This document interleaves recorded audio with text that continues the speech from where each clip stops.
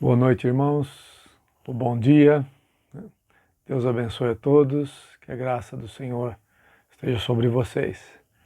Estamos mais uma vez juntos aqui para meditarmos na palavra do Senhor. Eu espero que a palavra que hoje vocês vão ouvir possa edificar o coração de vocês como edifica o meu também, né? Quero ler um texto que se encontra lá no livro de Esther, no Antigo Testamento, capítulo 4. Vou ler somente alguns versículos aqui.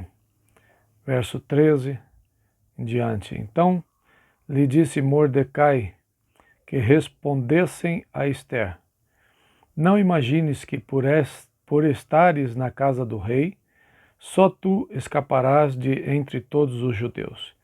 Porque se de todo te calares, agora de outra parte se levantará para os judeus socorro e livramento. Mas tu e a casa de teu pai perecereis. E quem sabe se para conjuntura como esta é que foste elevada a rainha? Então disse Esther, que respondessem a Mordecai: Vai, ajunta todos os judeus que se acharem em Susã e jejuai por mim. E não comais, nem bebais por 3 dias, nem de noite, nem de dia, e eu e as minhas servas também jejuaremos. Depois irei ter com o rei, ainda que é contra a lei. Se perecer, pereci. Então se foi Mordecai, e tudo fez segundo Esther lhe havia ordenado. Muito bem, irmãos. Esse texto que nós lemos aqui fala de um momento bem crítico na vida do povo de Israel, né? Quando eles estavam debaixo do domínio lá da Síria, né? O rei Assuero, que estava reinando naquele momento, e o povo de Israel tinha sido feito cativo naquele lugar, né? E é interessante, né, que nós vemos aqui um momento muito difícil nessa história, e um momento que certamente quando você olha para a história de Esther, você vai pensar muitas coisas, se você conhece um pouco a palavra de Deus, né, como Deus age no meio de circunstâncias tão difíceis, né, de circunstâncias tão complicadas, muitas vezes sem uma saída humana mesmo, e você vai ver Deus agindo em favor do seu povo de uma maneira extraordinária, né? Assim como ele agiu em muitos outros momentos na história, na vida de Esther também foi assim, e na vida deste povo hebreu, né, que estava cativo. E Amã era um homem também que ali estava ao lado do rei, e era um homem que, nós vamos ver aqui na história, era um homem que se opunha e queria matar todo este povo por causa de uma raiva que ele tinha com relação a Mordecai, né? Então, Amã, para prejudicar a Mordecai, ele arquiteta um plano, né, para que todos os judeus fossem mortos. Esse plano chega até o rei, e o rei Assuero assina um decreto dizendo que em uma certa data, né, o povo dos judeus poderia ser morto, né, eles não poderiam pegar em nada, né, estava marcado aquele dia, que seria um dia de matança realmente, né? Isso porque Amã havia planejado isso, havia arquitetado isso. Amã é um tipo dos inimigos de Deus, né, de Satanás, é um tipo do mal, né, que atenta o tempo todo para tentar justamente destruir o povo de Deus, acabar com a pregação, com a vida com os planos de Deus, né, com a vida do povo de Deus. Então, a gente vê que isso sempre acontece na história, né? Isso tem se repetido e sempre há pessoas e estados, governadores, imperadores que se levantaram contra o povo de Deus. Mas o interessante, irmãos, é que na história este povo sempre vence, esse povo sempre acaba tendo a proteção de Deus, e Deus continua guardando, e a obra do Senhor continua, né? E nós vamos ver aqui, irmãos, que Deus usa os homens, as mulheres, né, para os seus propósitos. Deus usa posições para os seus propósitos. Deus usa pessoas que queiram servi-lo, que respeitem o seu nome, que reverenciem o seu nome para serem instrumentos nos momentos mais difíceis da história, né? E nós vemos aqui na vida de Esther, a Esther era uma moça que tinha tudo para dar errado, né? Era uma moça que tinha perdido seus pais, estava sozinha, e ela foi então adotada pelo seu tio, né, Mordecai. E Mordecai a ensina, Mordecai a direciona na sua vida, e ela também era uma mulher bonita, né, de boa aparência, e acontece ali pelos desígnios de Deus que a esposa do rei acaba tendo uma atitude que o rei não gostou, né, e ela acaba sendo destituída do seu posto, e Esther, então, entre muitas outras mulheres, é levada para uma escolha do rei, e de quem seria a sua próxima esposa. E o rei Assuero vai ouvindo, vendo aquelas mulheres, depois de um ano de preparação para se apresentarem ao rei, né? Eu sei que muitas mulheres gostariam disso, né? Ela ficou durante um ano sendo preparada com óleos, com ungüentos, com perfumes, com todo material que eles tinham disponível naquela época para tratar a pele, para tratar todas as coisas, né? Para a beleza. E esta mulher Esther, né, ela passa por todo esse processo e ela é levada então à presença do rei, e o rei se apaixona por ela, por vontade de Deus, pela obra de Deus. Deus sabia por que estava fazendo aquilo. Esther não entendia, não estava entendendo, ela talvez até nem quisesse fazer parte daquilo, né, mas ela, como ela era cativa lá, ela foi levada, mas ela não disse para ele que ela era judia, nem que fazia parte do povo judeu, né? E ela guarda esse segredo porque Mordecai diz para ela: não fale. Aqui começa alguma coisa interessante, né, que a gente pode tirar de lição, que nem tudo, né, o que a gente às vezes a gente tem que falar logo de início, quando conhecemos alguém, quando estamos, né, num processo que Deus nos coloca em algum lugar. Nós não precisamos de ficar dizendo: olha, eu sou cristão, eu sou cristão. Calma, né? As pessoas vão reconhecer muitas vezes que você é um cristão, que eu sou um cristão, não por falarmos que somos, mas por sermos de verdade, por andarmos nos caminhos do Senhor, né? E por termos a bênção de Deus. Esther foi uma mulher que contou realmente com a bênção de Deus. A bênção de Deus foi sobre ela, mesmo com a perda dos seus pais, e às vezes essas coisas nos levam muitas vezes por caminhos errados, né, onde a gente pensa: ah, Deus me abandonou, ah, Deus não me ama, ah, o que eu estou fazendo aqui? Eu vou viver uma vida sem direção, agora sou eu e Deus, e vamos lá. Não é assim que a gente deve viver, porque cada coisa que acontece na vida da gente há um plano e um propósito de Deus. E na vida de Esther, o plano de Deus foi grande. Talvez se ela estivesse com seus pais, ela não passaria pelo que ela passou, não teria esse privilégio de servir como ela teve, né? De se tornar rainha, né, daquele povo. onde ela estava cativa, e agora ela se torna a mulher, né, de Assuero, do rei. É interessante, irmãos, os caminhos de Deus não são os nossos caminhos. Né? O povo de Israel não devia se misturar, mas naquele momento ali, essa atitude foi a melhor. Essa atitude foi diferente. Ela se casou com aquele rei, ela foi escolhida, ela não foi atrás, mas isso aconteceu, então ela se submeteu. Aquilo ali não foi uma escolha dela, mas foi uma escolha de Deus. Deus a queria naquele lugar. Às vezes você está em algum lugar, né, está vivendo uma situação que você não entende, você pensa, puxa vida, por que isso está acontecendo comigo? Por que eu estou nesse lugar? Por que eu estou fazendo parte desta situação?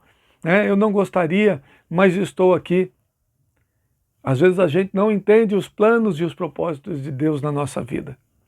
Certamente Deus tem um plano e um propósito para a sua vida onde você está, no lugar onde Ele te colocou. E o texto que nós lemos aqui, irmãos, vai nos falar do momento em que aquela perseguição começa, fica clara para o povo judeu, e Mordecai, um homem sábio, um homem de Deus, um homem usado por Deus para aquele momento, ele vai e desafia Esther.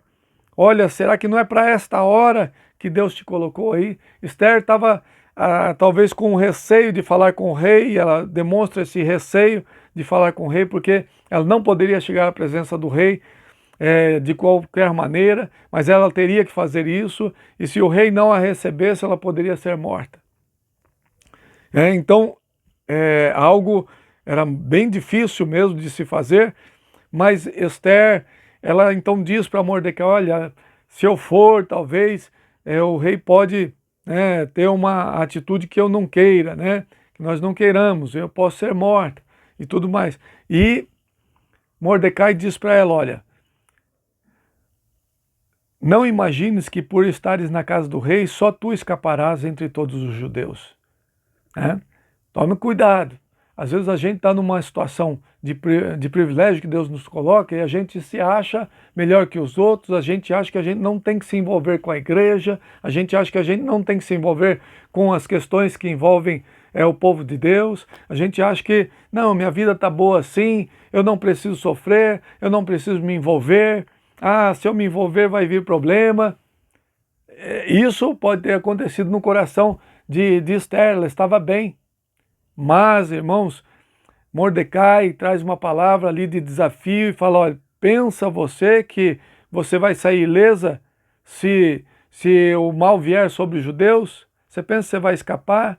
Você acha que Deus não tem um propósito para você nesse momento? E então, ele vai dizer aqui, porque se de todo te calares, agora de outra parte se levantará para os judeus socorro e livramento. Às vezes, irmãos, a gente pensa que Deus não pode nos usar, ou que Deus não quer nos usar, ou a gente não quer ser usado por Deus.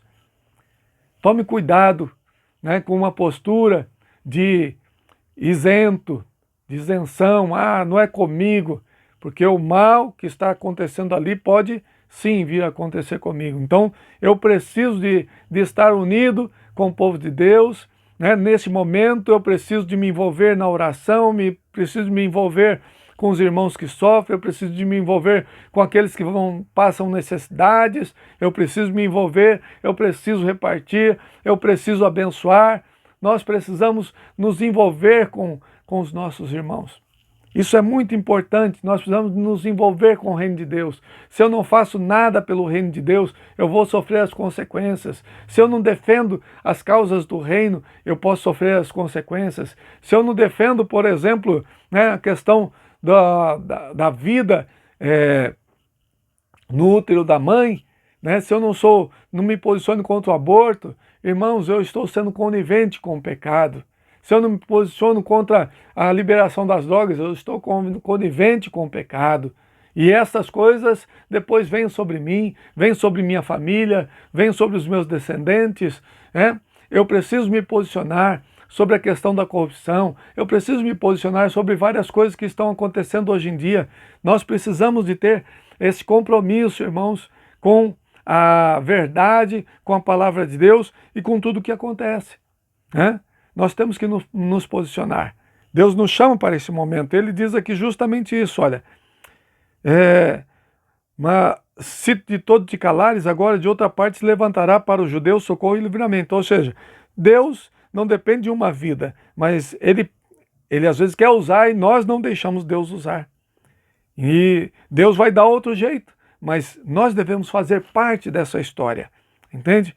E ele diz assim, e quem sabe se para conjuntura como esta é que fosse elevada a rainha? Ou seja, você não sabe os planos de Deus para a tua vida onde você está, mas meu irmão, minha irmã, fique calma, porque Deus vai usar a tua vida onde você estiver. Você vai ser testemunha do poder de Deus. Você vai ser usado por Deus se você se colocar nas mãos dele, orar pelas pessoas, abençoar as pessoas, amar o seu próximo. Deus vai fazer algo através da tua vida. Não julgue o lugar onde você está, o trabalho que você tem. Você poderia falar assim, puxa, mas eu poderia trabalhar em um lugar melhor, tenho condições de fazer algo melhor. Calma, Deus pode usar a tua vida, né? O propósito de Deus é que tem que ser realizado e não o seu propósito, não a sua vontade, entende? É isso que tem que ser feito. Esther não tinha entendido ainda, mas quando Mordecai dá essa palavra, ela diz então, olha, vai, ajunta todos os judeus que se acharem em Suzã e jejuai por mim, e não comais, nem bebais, por 3 dias, nem de noite, nem de dia, e eu e as minhas servas também jejuaremos. Depois irei ter com o rei, ainda que é contra a lei, se perecer, pereci. Veja só, ela estava correndo o risco de morrer. Mas ela toma uma posição e fala assim, eu vou me envolver. Eu vou. Ore e jejue. Irmãos, tudo que nós fazemos, nós devemos estar orando, jejuando, para que Deus cumpra os seus propósitos.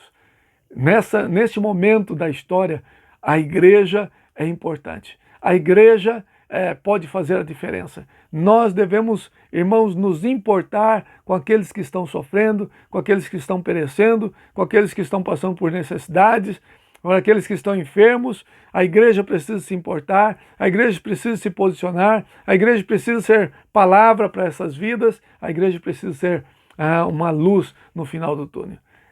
A igreja precisa ser cristã de verdade, precisa levar essa mensagem, precisa agir de acordo com esta mensagem. Então, irmãos, quem sabe, certamente, eu creio, que nós estamos vivendo este momento, porque Deus permitiu e Deus quer usar a tua e a minha vida para este momento.